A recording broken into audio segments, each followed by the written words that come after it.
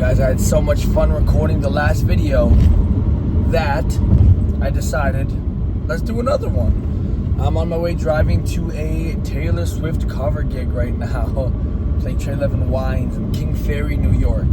On a long drive like this, I have a lot of time to think to myself. And last time I did one of these Taylor Swift cover gigs, I was driving back home like fucking 5 in the morning. Police right there. Every time I record, I see the police. Anyways, this is one of the downsides of driving yourself to a gig.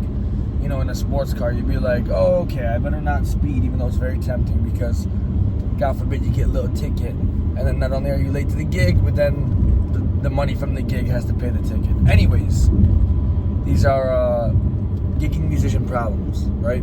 So anyways, the topic of today's video is pocket. And not just pocket, but just the taboo surrounding the term pocket in the sense of drummers specifically. Because every instrument can play pocket, but drummers get the short end of the stick when it comes to that word pocket, right? You're either a pocket drummer or you do shed chops, right? Gospel chops, whatever you want to call it. You can't ban a term, by the way. Gospel chops is where everything originated from in terms of the chops, for real. But anyways, that's a different topic. It's a different video. Yeah, pocket drummers. Where I want to start is that pocket is absolutely essential for 99% of gigs if you are a drummer. We can all agree with that, right? Now, maybe if you're a free jazz drummer or something like that, or like a hard bebop drummer, that's all you do, then maybe you don't need pocket. But let's get into that as the first topic. Pocket isn't just 1, 2, 3, 4. 1, 2, 3, 4. That's not pocket. That's, I'm on a bumpy road and I don't know if it's fucking up the audio, but anyways, that's a pocket. That is not the pocket, right? Because that's like the classic thing people think of when they think of pocket. But you know what else is pocket? 1, 2, 3, 4. That's still a pocket. That's a groove. And so, just because it's not a rock or country backbeat groove doesn't mean you're not holding down pocket. Also, like,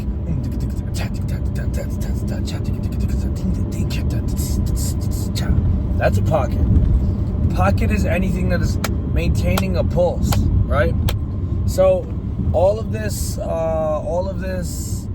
whatever you call it, all of this controversy around the term pocket is absolute garbage, because there's so many different types of pocket, and people think just because you're a jazz drummer you don't have pocket, or just because you play gospel chops you don't have pocket.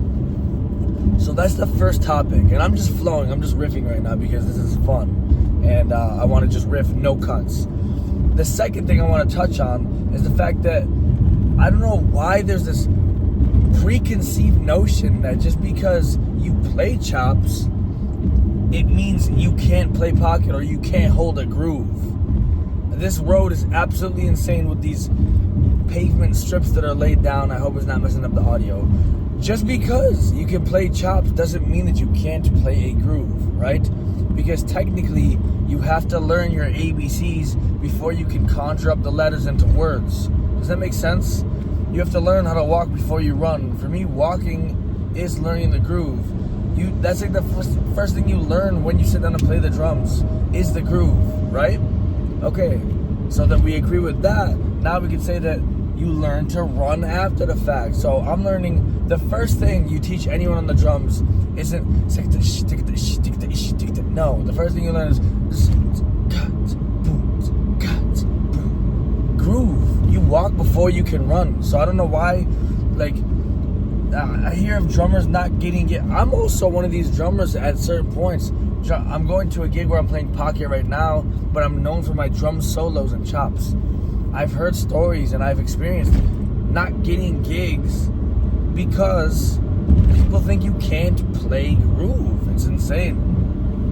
I've had very big legendary musicians DM me like, hey, do you know how to play with a band? Do do you ever play groove at all? It's like, dude, I'm a full-time musician. That's an absolutely ignorant question, right? And I laugh at it, but like, it's also very concerning that that's even a thing that a professional, legendary musician would ask somebody who is also a professional full-time musician. It's like, of course, this is how I make my earning and living and income. So you gotta walk before you run. I don't know why musicians think that, oh, this is a shed drummer, this is a chops drummer, so we can't hire them for the pocket gig.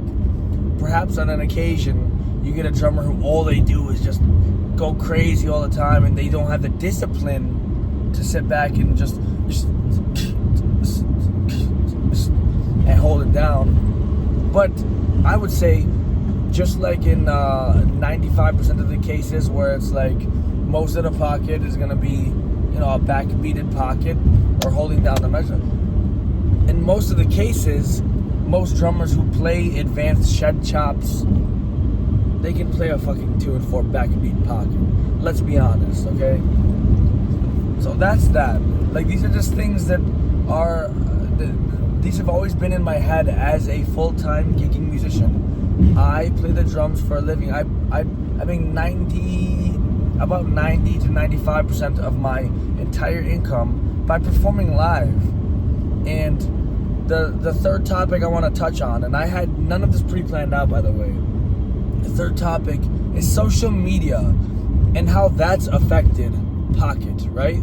Let's get into that.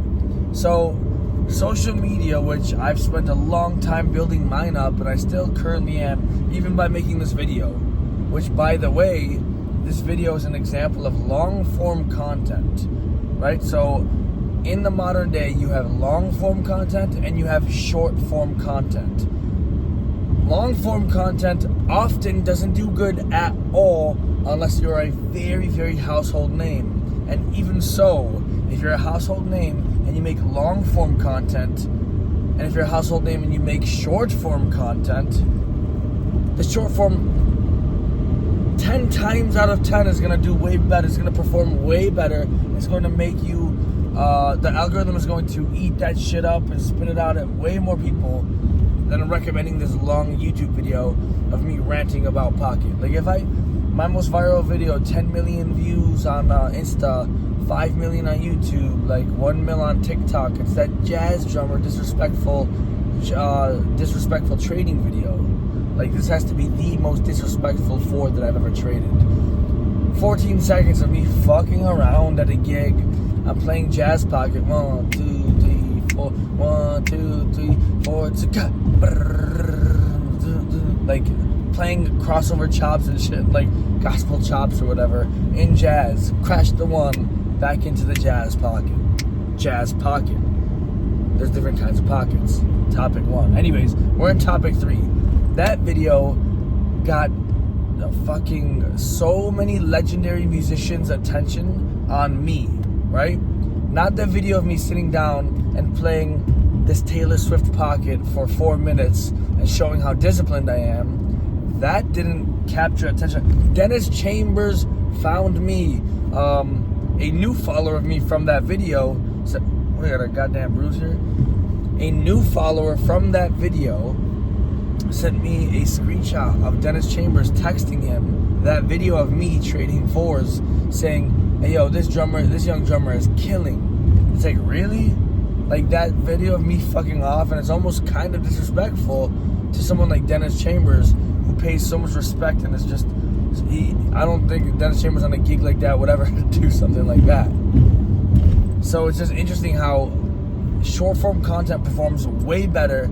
Chops online perform way better. So as drummers, we're inclined to post very quick videos of us just doing 5, 10, 15, 20 second chop shit, right?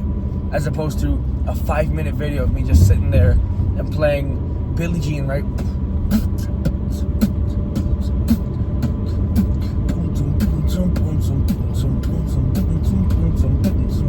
And not moving.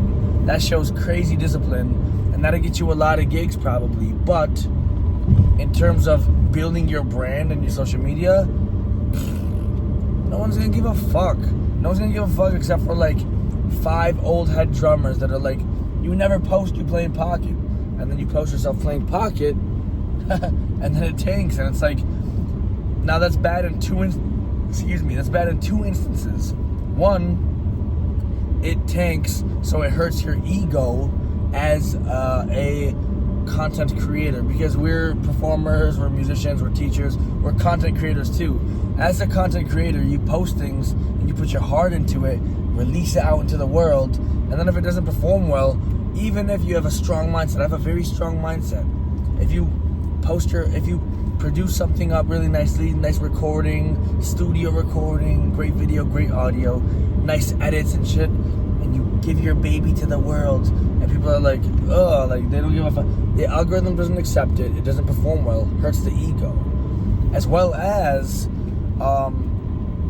you're maybe pleasing the couple haters who are talking on your chops video that you can't play pocket. Maybe you're pleasing them, but it's like a yin yang, because now you're kind of like not hurting your image per se, but people follow you to see you push boundaries. Like for me, I'm speaking just from my perspective. Like if I follow a cat, like I don't like to drop names in this kind of shit, but there was a session that Minal Symbols dropped with Calvin Rogers, and Calvin is, hey yo Calvin, let's go. Gospel chops innovator. Calvin Rogers is like the gospel chops godfather. And I know that's not technically correct, but you guys know what I'm saying. Like when we're talking about like killing gospel drummers, Calvin is like number one that most people think about, right? So when that's like your whole, not your whole image, but that's what people think about when they think of you, Minal Symbols releases a session where Calvin Rogers is playing literally no chops at all. Calvin is playing Nashville pocket, right?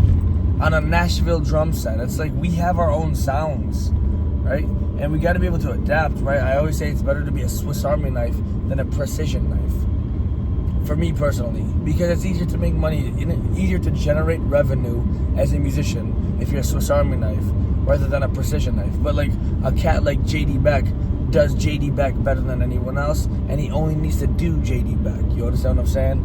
So there's like a time and place. But for me, you know what I'm saying? I'm constantly discovering my voice, taking influence from my influences, and so I'm playing a diverse range of things. I'm gonna play. I played a jazz fusion gig last night, a bebop jazz gig earlier that day. Today I'm playing a Taylor Swift cover gig, pop shit, country pop, and then tomorrow I leave for a tour with Mohini Day where we're playing like prog rock fusion music. So it's just really interesting where I don't know, like it's almost like you're discouraged to post playing simple pocket online when you're a content creator as well. My damn phone overheated. I don't like to do these all chopped up. I like to do it one take, but I'll just finish what I was saying. I was going to say, so the long and short of it is, yes, pocket playing is essential. Yes, it's important. And yes, I believe every single drummer should have the capability to play pocket. However, to pigeonhole the term pocket into just when there's so many different types of pocket, and just holding down the actual tempo, like being a metronome with a different feel. That'll be the last topic, right? Right. So everybody's version of pocket is just, your job is to be the metronome, like 1, 2, 3, 4, 1. Your pocket is you holding this down for the band in your way. So everybody has their own sound. So like, for example, one person,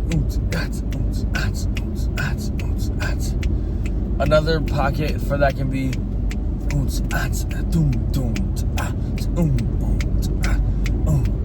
another one can be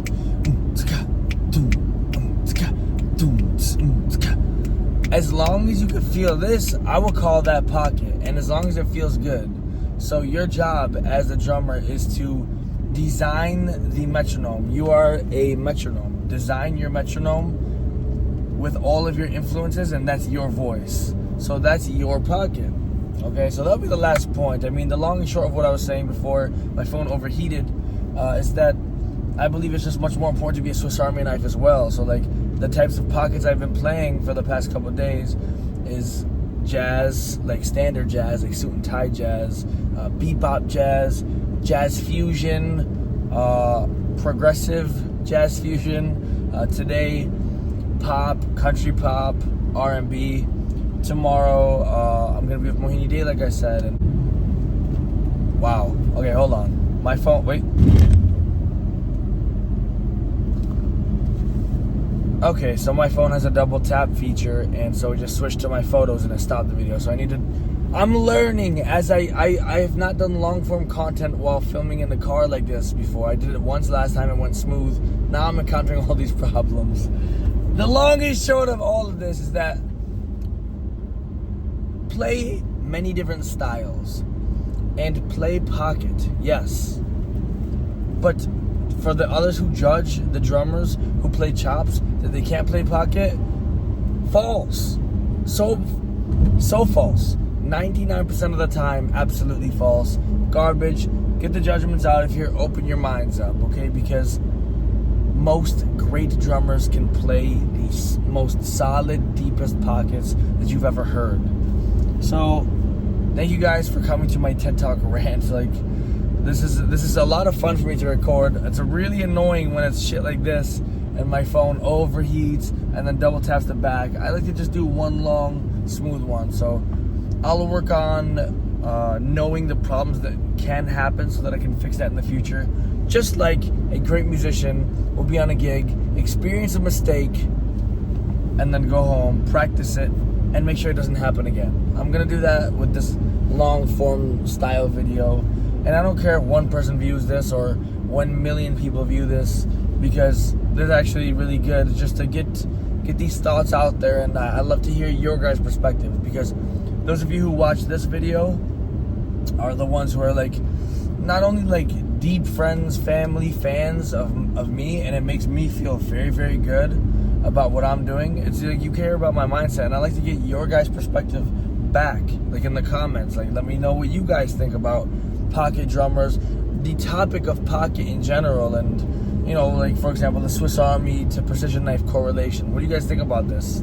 I'm just sharing my mind and everything I've learned and putting it out there on the internet, and I'm just very, very curious what you guys think in response to the things that I've learned. So without further ado, thank you guys again for tuning in and listening to your boy as I drive on the way to the gig, and I get my thoughts out naturally. So, man, a lot more topics to come in the future. Comment topics you would like me to discuss in the comment section. And yeah, if you've made it to the end of this video, you're a real one, and you have absolutely extreme patience. Because like I said in, I think, point number 2 or 3, it's like long form content. Like, a lot of cats have already clicked out within the first 2 minutes. If you're right here in the video, you're literally one of the rarest breeds in the world right now, because you don't have a goldfish attention span. You have like a mature, old, you have an old person's attention span. And I do too, but sometimes we get caught in the scrolling and the reels and the goldfish shit. So, you know, you got to cater to both sides of the spectrum. And if you've made it here, you're an absolute gangster. And salute to you. I'm about to go play this Taylor Swift music, which makes me actually very fucking happy. I love playing pop music. We'll get into that in a later video as well. But thank you guys so much for rocking with your boy.